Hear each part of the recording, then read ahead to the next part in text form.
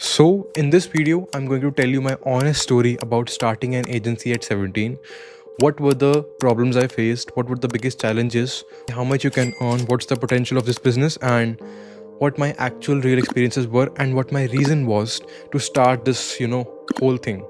So let's go back about 1.5, 2 years. So when I was 17, I kind of had zero skills other than making content because I was making content on YouTube for about 2 years since then, because I started my first YouTube channel when I was 15, and from 15 to 17 I was making bunch of YouTube videos. So I had that skill of shooting content on speaking on camera.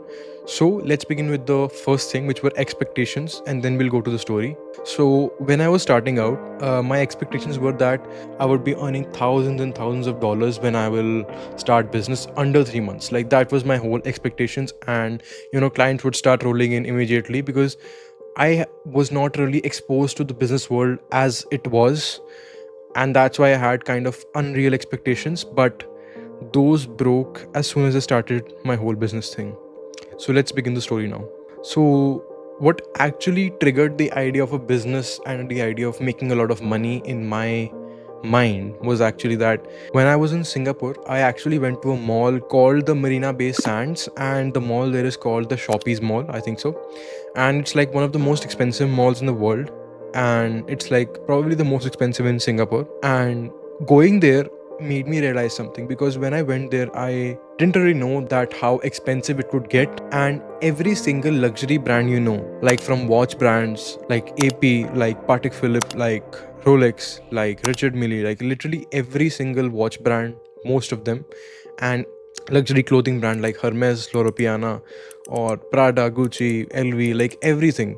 It was all in that mall. And this was like the second time I was exposed to that kind of luxury in my life, that I could see it with my own eyes, that there is stuff in a showroom in a mall which costs lakhs and lakhs of rupees just for one single product.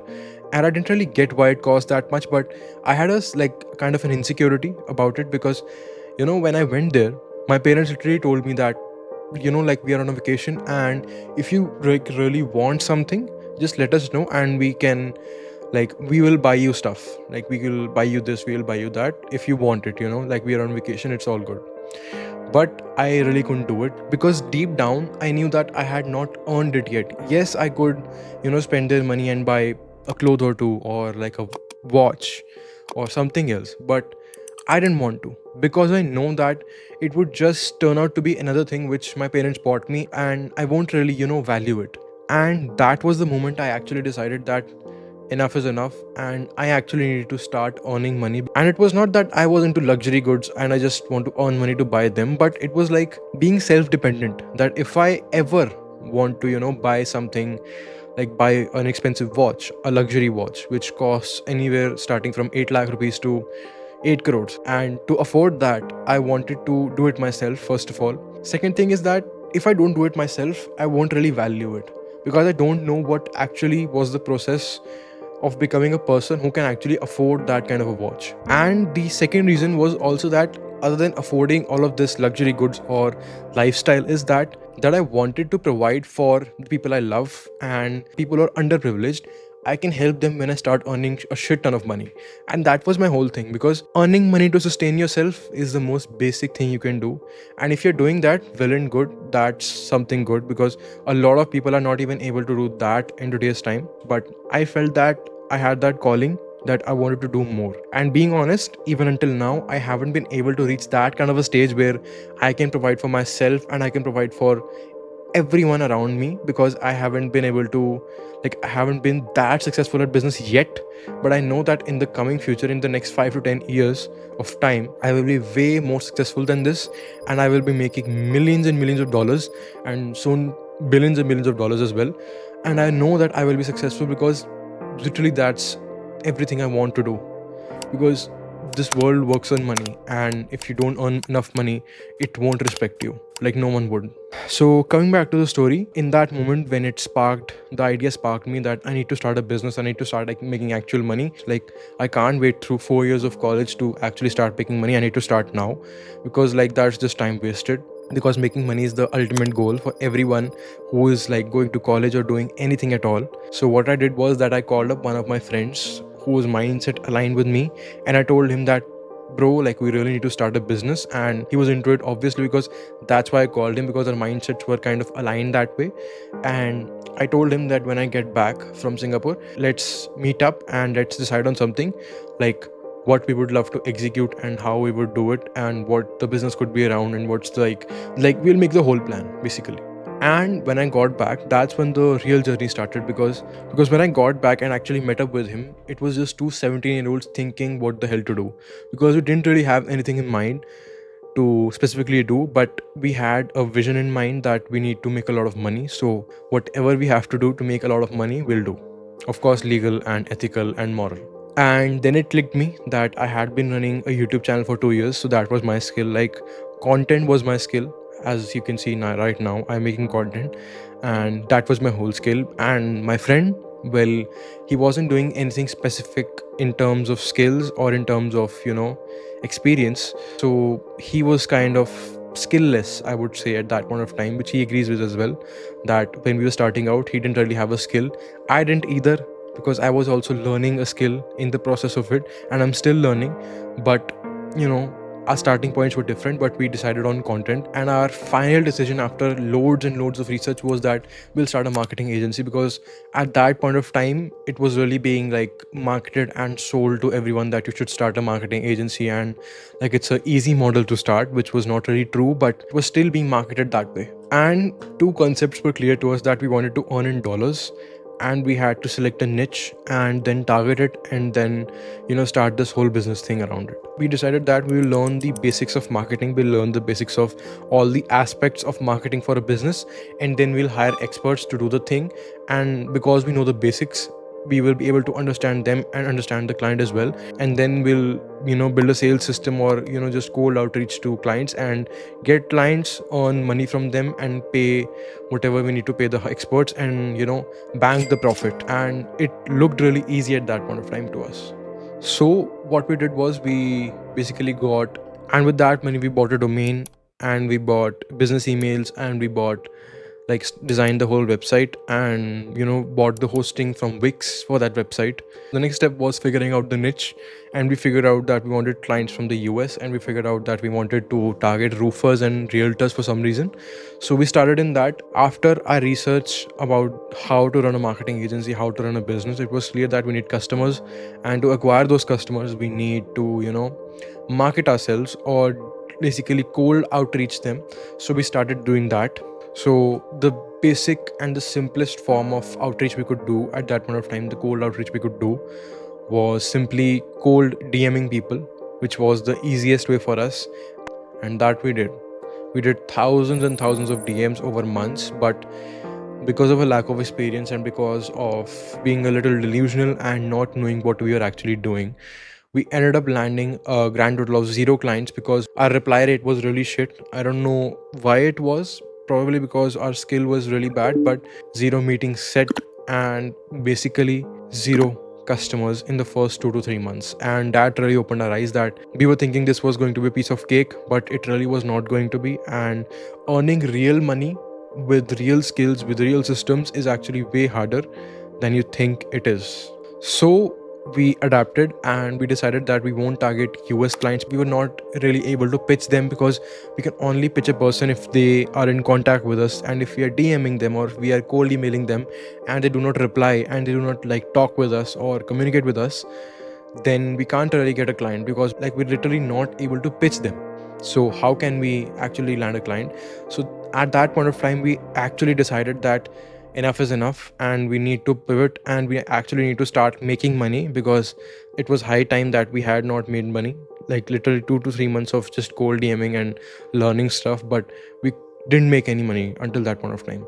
So we pivoted, and we decided that we'll go for local businesses in India only, because that was something where we could actually communicate with the person in a easier way. So we decided to do that, and we started by targeting cafes and restaurants. And after a lot of cold calls and a lot of cold messages, we finally landed a client, which was a cafe, a newly opened cafe, and it was our first customer, or you can say client experience, which taught us a lot, by the way. So we basically went to work with them for end-to-end marketing. So we would handle their SEO, which is search engine optimization.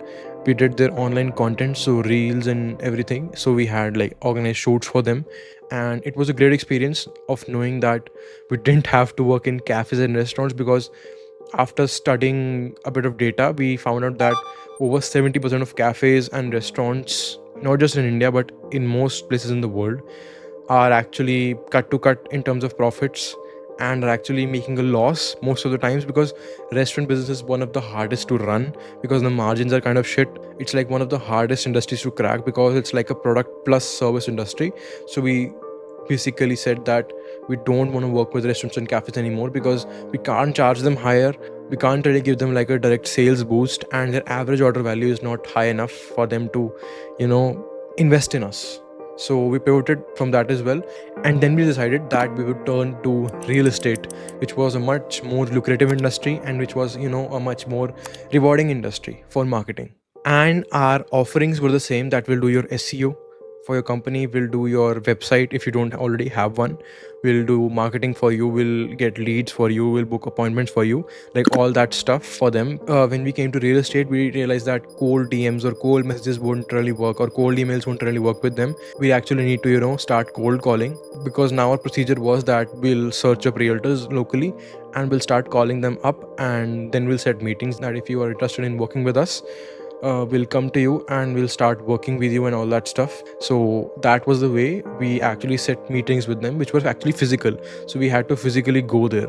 And this was the first time we actually got loads and loads of clients, and we actually learned a lot of stuff as well about our own business, about real estate, and loads of other stuff as well. So when we were working with them, we had a bunch of clients locally, and we were charging on average, like our average customer value was 40,000 rupees to 60,000 rupees, and our margins were good as well. But the thing was that we were earning decent money, but the thing was, first thing was that we can't really charge them much because the dollar to rupee disparity has vanished, because I'm getting clients in India, like I'm acquiring clients in India. Second thing was, the services we were offering, like there were a load of services, so we had to manage a lot of stuff, manage a lot of people in the back end, because we were hiring experts and we were, managing them and delivering results. So that was a lot of stuff to handle as well. Third thing was that we didn't really want to, go physically there, because with an average real estate client we had to meet up with them 2 to 3 times every single month, and we had to, organize physical shoots for them, which were also 2 to 3 times a month. So it was a lot of physical work of going there, coming back. And our whole idea when we started business was that our business is online, so the whole business is handled through computers, and that was our whole concept. So we didn't really want to work with realtors physically, like going there physically. So we worked for realtors for a while. Kept working with realtors for about 8 to 9 months, but then we said earlier this year, like, enough is enough, we don't want to work with realtors anymore, because the average ticket size at the max can go to 80,000 rupees to 1 lakh rupees. But still, like, 1 lakh rupees sounds good per month if you're charging from a client, but in that 1 lakh rupees you're also delivering them loads and loads of stuff. So it comes down to margins, and the margins are the same, and we're not really making that much money which we wanted to make when we started. Then we said that we'll only keep 1 to 2 realtors locally, like as an Indian clients, and we left rest of all the Indian clients, and we said we'll take this risk, and we kept those 1 to 2 clients which were paying us the highest, like just basically maintain the revenue a bit to actually acquire foreign clients, and we pivoted to foreign clients. And we also changed our services to only content and not full-fledged marketing, because that was our specialty. Because while we were working with realtors, we produced some amazing results, like a couple of our videos got like millions and millions of views, and we also produced a series which got around 3 point something million views in total, like a short form series, which was a big achievement for us in the real estate niche. So now came the next part of our journey, which was to shift to international clients, and the basic stuff started there, that we had to cold DM, we had to cold email people to, in order to actually reach them, and then, either close on DM or set a meeting if the client is large enough. And we did that, and we acquired a couple of big clients, like we acquired Umar Punjabi, who's like a really big trader. We did a couple of his long form videos, but we worked with him for only about a month and a half, 2 months, like that kind of time frame. And it was basically because our expectations were different. And we also had Marcel Fernandez, who's like a big entrepreneur in Dubai, digital entrepreneur in Dubai, and he has made like millions and millions of dollars. And we were handling his short form content and its distribution. And it was great working with both of them. And we worked with a couple of other clients as well, which were pretty big. After working with them for a while, we decided that we had to pivot again and we had to change our offer again. That now we only target business led podcasts, and we are acquiring those kind of clients, and we'll help them grow with their own distribution strategies and all that stuff. And like that's where we are at currently. And what we are trying to do right now is that we are trying to acquire more and more clients who have business led podcasts or founder led podcasts, and who are basically, looking for people who can really nail their content, package it right, distribute it right. The other thing we do is we use the pod flow strategy, which we developed for ourselves, like for our own podcast and for our clients as well, which is a really good distribution strategy where we help them distribute their podcast in such a way that new people are able to discover their podcast every single day by content distribution strategies and by a lot of other stuff. Of course, I won't explain it what it is actually, because that's our whole selling point to our clients, and we can't really tell everyone what our pod flow strategy exactly is because it's pretty long actually. But I have made a video on my own channel with the name pod flow strategy on the thumbnail, if you can see.